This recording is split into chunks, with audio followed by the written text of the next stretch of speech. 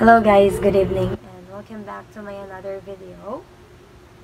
And welcome back to me because it's really been a long time since I posted something like this here on my social media platform. So here I am tonight dahil gusto ko yung kumustahin.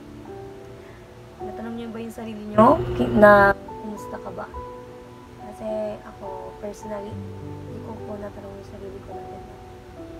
But ayun, dumaan yung mga araw talaga na alam ko namang hindi ako okay. Yung mga araw talaga hindi tayo okay. Pero, ayun, everyone knows that I am a Christian.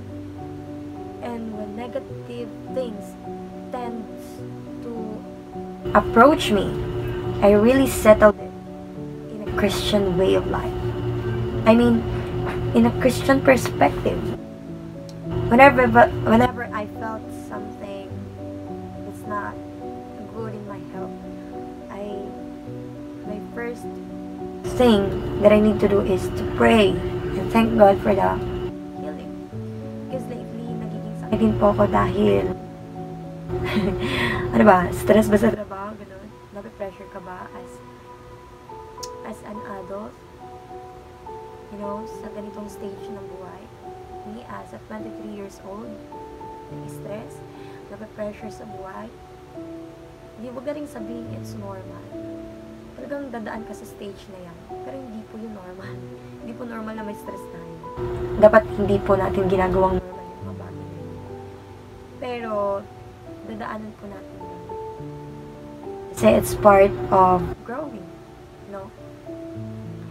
Pero, ayun nga, sa loob ng nakalipas ng 2 buwan, yun, siguro, i-define ko sila na culture shock ako dahil nabigla ako sa ganitong sitwasyon. Kasi nasanay po ako dating nag-aaral lang po talaga. Aral bahay. Tapos konting gala. Pero ngayon, hindi po na kasi magagawa yun. It's because I need to go at work. I need to ibigay yung sarili ko sa opisina ng 8 hours a day, you know.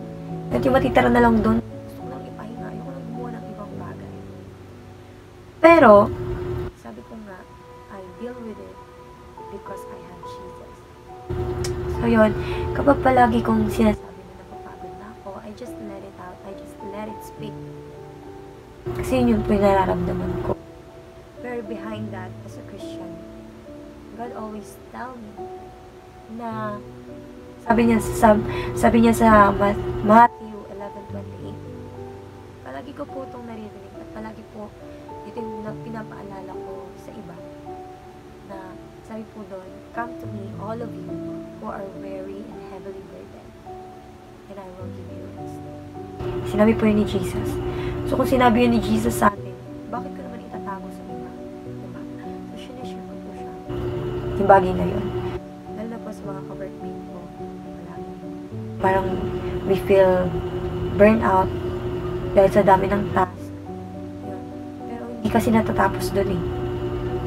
Kapag lagi nating iniisip, hindi natatapos yung pag-relax natin. Dapat we always look unto Jesus. At kapag may mga bagay na gano'n, hindi naman mawawala yan na napapagod tayo sa mga ginagawa natin. Pero one thing is sure. Isa lang ang sure dito sa mundo. Sa lahat ng bagay. Si Jesus lang. Yeah. At sinishare ko to dahil kinikilig ako kasi napapagod ako. Pero, praise God.